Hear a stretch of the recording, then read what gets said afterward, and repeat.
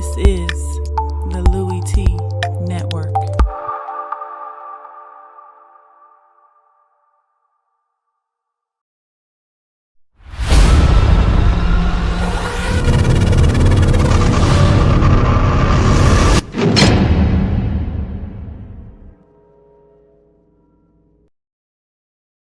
Who else could it be but me, your man, Louie Tee? Welcome to lockdown coverage, week number 8 in the National Football League. Seattle Seahawks traveling out to New Orleans to take on the Saints. Damn, this was a good game. My goodness, I didn't know what to expect when I turned it on, but man, was I pleasantly surprised at what I saw. This was a week full of good football games, and watching this one added to the list of great games in week number 8. My goodness, this game came down to literally the final play of the game. Dramatics all throughout. Let's break this thing down. Before we do, gotta first set the table. Welcome to the Louie Tee Network for those of you who are first-time viewers. And if so, subscribe to the Louie Tee Network for more great content in 2016 and beyond. We're changing the game over here, as you all know. And if you don't know, now you know. We're changing the game over here on the Louie Tee Network. We want you to be a part of that. So hit that red subscription button and subscribe to help change the game on the Louie Tee Network. Also, I'm on Twitter. @InTheLabRoom is the Twitter handle. Go ahead. Right up there above is the Twitter handle. All my social media platforms follow. So make sure you follow me on Twitter. If you happen to be watching this while you're on Twitter and you want to leave a comment, have your voice heard, use the hashtag LouieTeeLive to have that accomplished. I will read your comment at the end of this breakdown. Also, if you're on the YouTube live chat discussion and you want your comment read, use the hashtag LouieTeeLive. That being said, also, I'm on Facebook. In the Lab Room is the Facebook page. Go ahead, give me the thumbs up as you see right above you. Give me that thumbs up on the Facebook page. Going to be looking to do some exclusive content down the road on Facebook. Want you to be in front of that train before it gets moving. So go ahead, like the Facebook page. All right, so let's jump into this game, man. It was a dandy out in New Orleans. Saints, get it done. I didn't see this one coming. I'm not going to lie to you. And this is the second week in a row I thought the Saints defensively played well enough to win. And so let's talk about this Saints football team, this Seahawks football team, where these two teams are after this game and what this game meant for me and what the takeaways are moving forward. But let's break this game down. Likes, dislikes, banana in the tailpipe. As I always do, I start with the road team in this game and the first half, and that would be the Seattle Seahawks. First half likes, forced fumble of Ingram, and Mark Ingram was put so far in the doghouse after that fumble, I couldn't even find the man underneath the damn doghouse. Big play by the Seahawks, and we know this is opportunistic Seahawks defense. You make a mistake, they're going to capitalize.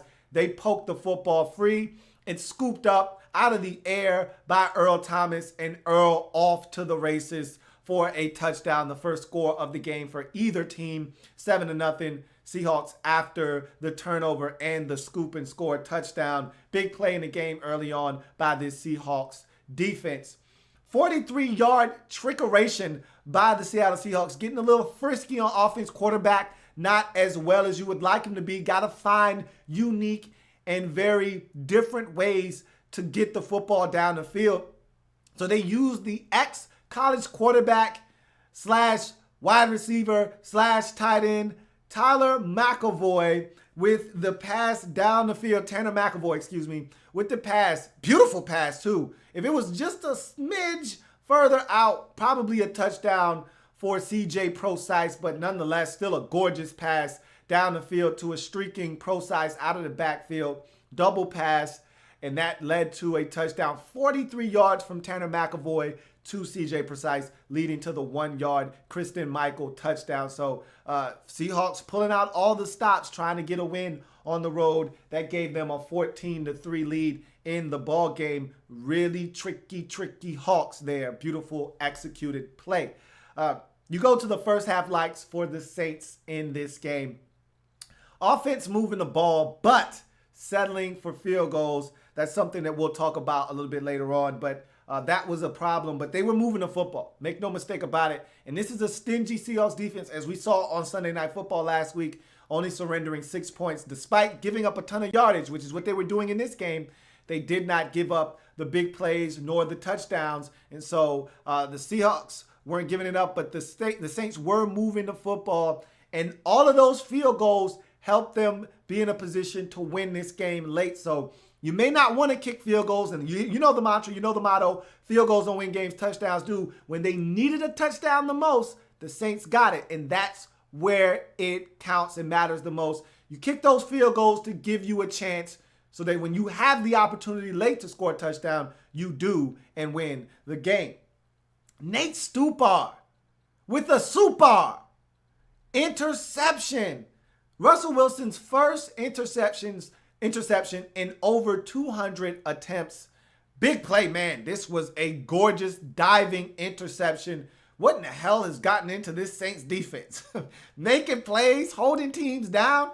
This was a gorgeous diving stab, okay?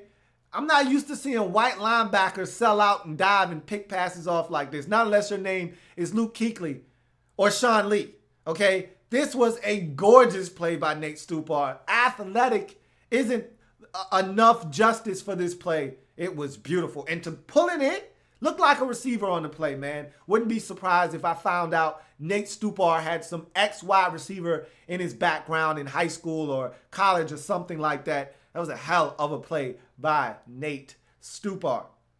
That turned into a quarterback sneak touchdown for Drew Brees. So huge play, turning points or turnovers into points in this game. Seahawks do it first with the fumble turned into a scoop and score touchdown. Saints do it last in the first half with the interception by Nate Stupar turning into a quarterback sneak by Drew Brees to cut the deficit to 1 at 14-13 heading into the halftime break.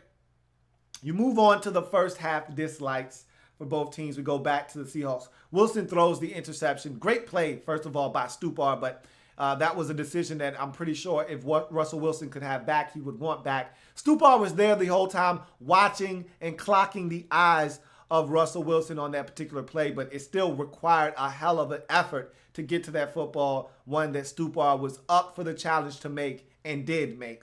Giving up 3 scoring possessions in the first half, really they didn't have it going offensively. We'll talk about that a little bit later on, but they gave up on the defensive side of football. You'd like to think 14-3 with this Seahawks defense against this Saints football team on the road that you'd be able to hold that up. Not necessarily not giving up any points to the Saints because we know they're a high-octane offense, but you'd expect them to not be giving up as many scoring possessions. Now, again, they held them to field goals, and that's what you got to do. And you can give up all the yards you want, but as long as you're holding teams to field goals, you're doing your job. And so you like that from that standpoint, but giving up 3 scoring possessions, including after the offense had the turnover, giving up that touchdown late in the first half, had this game a lot closer. You felt like the Seahawks could have been in a position to dominate and maybe run away with this game if they get a couple of defensive stops and not give up field goals, but they weren't able to get off the field. Brees was finding, among other guys, Willie Snead on these short third down situations, moving the sticks consistently, keeping the football away from the Seattle Seahawks in this ball game. Botched 56-yard field goal attempt at the end of the first half. Don't know if Steven Hauska, a.k.a. House Money, would have knocked it home, but you damn sure would have loved to have seen him get the opportunity to do so. The hold, the snap, all of that whole operation was gone to hell in the handbasket, and a good play by John Ryan to just throw it away. You know, don't allow yourself to get lit up and football fumbled, and next thing you know, Saints scoop and score, and they're running the other way with it. So throws the football out of bounds, but no attempt there. And in a ball game where you lose by 5, if Hoska is able to put foot to ball, and maybe that goes up through the uprights, you only need a field goal late in the ball game to win. Instead, you needed 7, and that proved to be a huge turn of events in this ball game. You go to the New Orleans Saints in their first half dislikes. Mark Ingram's fumble And like I said, I didn't see that young man the rest of the game. Sean Payton was sick and tired of being sick and tired of nonsense from Mark Ingram. He sat his ass down, and it was the Tim Hightower show from that point on. A little bit of Lasco in the game, but no sighting of Mark Ingram after that fumble for the touchdown early in that ball game. Brandon Coleman, short of the first down markers, right in the red zone, you got a situation, it's 3rd and 7. And he runs a 5-yard route, catches the football 2 yards short of the sticks. There's not a single Seahawk defender around him at the time of the catch. He just lays down as if he has the first down. And then they come and they touch him. Instead of him falling backwards and picking up the first down, first of all, first things first, run a better route that gets you 7 yards in the first down. That's number one. Okay, so you run the route a little shorter. Do you need to fight for the first down? Don't just lay down in a fetal position. Well, I'm just going to give myself up. Get the first down, man. They had to settle for a field goal because of it. That's poor situational football. Situational awareness. Know the down, know the distance, know where you are on the field, make a play. Come on, Brandon Coleman, tighten up. That led to a field goal, 7-3 at that point in the game. We go back to the second half likes for the Seahawks. Goal line defense. Forced 2 field goals in the red zone. I just told you about one of them that turned out to be a 22-yard field goal. Then you get another situation. Saints try to run it in 3 times to no avail. Or try to run it in twice, and then Drew Brees gets in barely on the 3rd attempt on a quarterback sneak.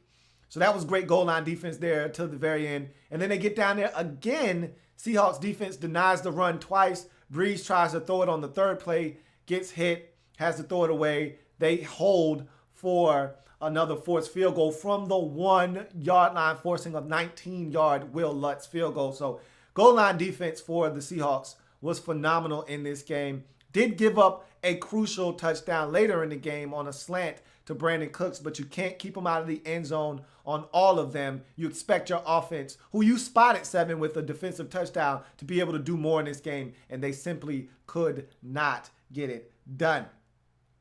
You move on to the Saints' second half likes. Michael Thomas. Every week it seems like this young man is on the likes list. He continues to get it done. He was the leading receiver once again for the Saints in this game. 6 catches, 63 yards. He continues to amaze me with what he is bringing to the table. Right now, he looks like the best rookie wide receiver. And coming into the draft and after the draft, looking at all the teams that had selected receivers, you didn't think he would be the one to shine the brightest, but that's been the case, man. This guy is making plays. And like I said, they were dying for someone to fit into that Marquise Colston role as that big physical receiver in this offense, and he fits that to a T, and they're getting him the football, and he's making plays. Like I said, this is a guy that his consistency has been leaps and bounds better than any other receiver in this draft class this season. Tim Hightower. This was a guy that was out of the league 2 years ago, couple of big knee injuries, looked like his career was done, gets an opportunity in camp with the Saints, makes the most of it, finds a way onto this roster, and this guy had over 100 yards in this game versus the vaunted Seattle Seahawks defense. What can you say about Tim Hightower? I love this guy. As an ex-Redskin, I was rooting for him to get back into the league. He runs hard. He's physical. He earns everything he gets, and he continued to put his head down in this game and did the one thing that Sean Payton benched Mark Ingram for, and that was not fumbling the football and putting the ball on the carpet. He didn't do that in this game. Ran for over 100 yards. Huge day for Tim Hightower. Really happy and excited for his success. The defense. Who knew? Who knew that in week 8 we'd be talking about the defense on the likes list for the New Orleans Saints? Thought they played well enough last week to give them a chance versus the Chiefs. I thought they played well enough in this game to give themselves a chance to win, and they did. Man, look at this defense. Let me tell you who on the low, on the sneak, has come in and really helped this Saints defense a ton. Paul Kruger. No one's talking about that trade, or no one's talking about that move. I don't know if they even traded for him. They may have just picked him up after he was released. Either way, That signing of Paul Kruger has been huge. Got a sack in this game, sets the edge in the run game. He's physical. You know what you're getting from Paul Kruger. He's been really good in this defense. These young guys. Ken Crawley with a huge tackle by the end zone of one of the Seahawks receivers. I want to say it was Paul Richardson, and that guy's got pure, unadulterated speed, getting him down at the 3, forcing the Seahawks to have to kick a chip shot field goal when he could have got in the end zone. Some big plays by this defense. How about not allowing the Saints to get the touchdown to go ahead and win the game at the end? I don't know about you, but as I'm watching that end of the game, who didn't think that the Seahawks were going to move it down and get into the end zone versus this Saints defense? Who didn't think so? I did. I said they're going to get it in somehow, some way. They're going to get this football in the end zone. And the defense took them to the final play, and they ran out of time more so than they just lost. Doesn't matter. They got it done, and they won this game. Kudos to this defense for only giving up one offensive touchdown in this game. The Seahawks kicked 3 field goals and got a defensive touchdown. This defense of the Saints playing some football right now. I got something to say about that at the end, but for the second consecutive game, I felt like the defense gave them a shot to win, and they got it done this time, unlike in Kansas City last week. And Will Lutz, give it up for the Lutz, man. We were talking trash. Oh, wait, I'm not going to put y'all involved. I'm not going to involve y'all in this. I was talking cold, hard trash about Will Lutz. I called him Will Klutz. Early in the season, the man was big for you in this game. 4 field goals. You needed every single one of those things. One of them from 53 yards out. Will Lutz was money for you. More like Will Klutz. Clutch, not Klutz in this game. If he could continue to kick the football this way, you got yourself something here in Will Lutz, man. Really like what he did in this game. And that last field goal to make the Seahawks have to score a touchdown at 25-20, that was a high snap, and the hold was not great. And Lutz still put it through the uprights. Get a man some love. Will Lutz making his presence felt on this New Orleans Saints football team. You go to the dislikes in the second half, and for the Seahawks, it's the offense. To only be able to muster 1 touchdown, and that was through trickeration, essentially, with the big play from Tanner McEvoy to C.J. Prosise setting up the 1-yard touchdown run or 2-yard touchdown run by Christian Michael, and then having to settle for 3 field goals. You got down there a couple of times and still had to kick field goals. It's just not what you're used to with this Seattle Seahawks offense, and they had nothing going in the first half. Second half, they did move it a little bit, but had to settle for field goals. Felt like this was an epic fail by the offense. The defense, you would ask them to do a little bit more, but guess what? They're playing against one of the best offenses in the league and one of the best quarterbacks in NFL history. To hold them to just 25, you need to win the game, especially when you had 14 in the first half. You need to find a way to win this football game, and you just didn't. I didn't think you did enough. You got 14 at halftime, and you only scored 6 points in the second half of this game. Not good enough by this Seahawks offense at all. Dislikes for the Saints in the second half, it's only one. It's settling for field goals. Settle for a 19-yard field goal. That means you're kicking from the 1-yard line, a field goal. Needed to do it, though. This wasn't the game to be gutty and gutsy and show your balls and show how much testosterone you have. Nah, this isn't the game for that. Take the points. End up winning the game because you took the points both times. Had to kick a 22-yard field goal. No one wants to kick a field goal from inside the 5. How many coaches have we seen this season turn down the 19-yard field goal and go for it on 4th and 1 and get stopped? How many teams have we seen turn down the 4th and goal from the 4 field goal and go for it and get stonewalled? Don't be ballsy. Be smart. Kick the field goal. And it proved to be huge as this game was won by 5 points. Those 2 field goals proved to be the difference in this game. But settling for field goals on most weeks will get you beat. Got to find a way to get in the end zone, especially when you get inside the 5. You got Drew Brees. I thought they were a little bit stubborn there. They were like, no, we're going to run this in. They ran it 3 times. One time when they had to settle for a field goal. The other time they ran it twice and then tried to throw it on 3rd down when the defense knew you were throwing it.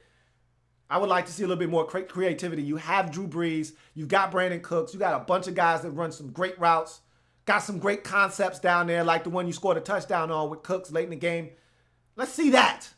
If you can't get it in on first down, all right, next 2 passes, Drew Brees, let him do his thing. That's how I feel. But in any event, you get the win. That's the most important thing. And also, banana in the tailpipe. Got one for each team.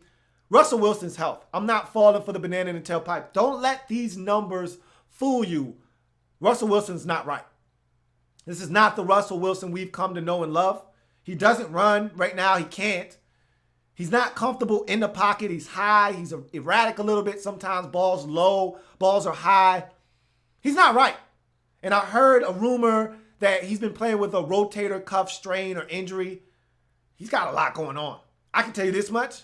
Just from watching, from afar, he's not right. I'm not buying the banana in the tailpipe that Russell Wilson's fine. He'll tell everybody that asks, oh, I'm fine, I'm good, I feel good. You're lying. You're not fine. You're not right. Not buying that banana in the tailpipe. Not falling for the banana in the tailpipe that Russell Wilson is just fine. Nah, not doing that. And to see the Saints, not falling for banana in the tailpipe that this defense is better.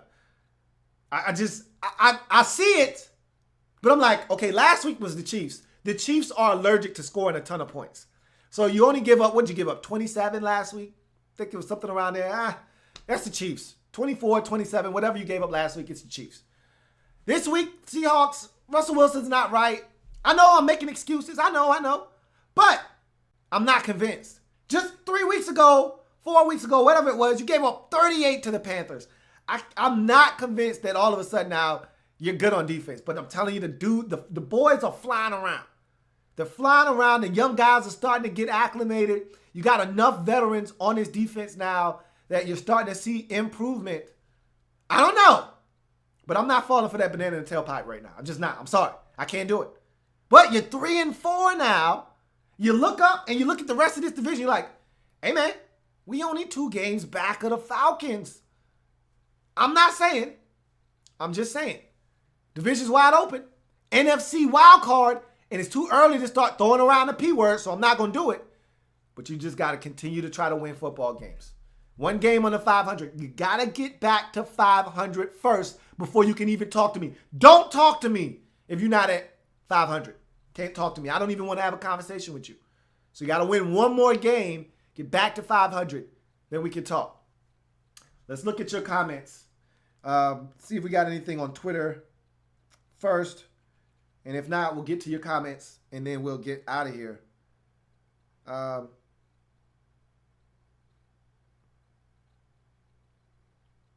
Let's see. All right. Let's get to your comments. I have nothing on Twitter. Let me check the hashtag real quick just to make sure. Don't want to miss anything. And I didn't. So, with that being said, let's get to your comments. See what you guys have to say. All right. Eagle Speed is a nerd says, how can the Saints beat the Seahawks but the Falcons can't? Home game. Makes a huge difference in this league. Home and away.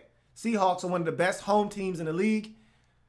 We've seen the Arizona Cardinals over the last couple of years be one of the best home teams in the league. They go on the road. The Cardinals don't even look even remotely close to the same team when they're on the road versus when they're at home. 2 totally different ball clubs. Same can be said for the Saints. But that's how it goes in this league. Week to week league. You can win 1 week, lose the next. Vincent Coe says, so the Seahawks, an overrated team? ? They're such a weird team. It's like you never know when they're going to lose or when they're going to win. Is it because Russell Wilson? It's because of his injury right now. They're not consistent on the offensive side. The defense is still good. I thought defensively they did enough to win in this game. But when your offense is sputtering the way that they are right now, we saw it last week on Sunday Night Football. They had no offensive production whatsoever till late in that ball game. They had no offensive production for the most part in this game. You're struggling. It is what it is. They got to find a way to manufacture points. And they got a defensive touchdown in this game. They had some trickeration that led to another touchdown. They're trying to find ways to score. But it's hard because they can't rely on the guy that they need to produce the most, and that's Russell Wilson right now. He's hurting, man. He's hurting. And so this team right now, they're struggling offensively because of it. So they're going to have to make do with what they got. They're going to have to find ways to manufacture points until he gets right. They're going to need the special teams to step up. And I saw their special teams ace, Tyler Lockett, bringing the football out 4 or 5 yards deep in the end zone. They probably told him, look, you got the green light. We need to play. We need you to be like you were in your rookie season. We need a 105-yard kickoff return for a touchdown. And he almost popped a couple in this game.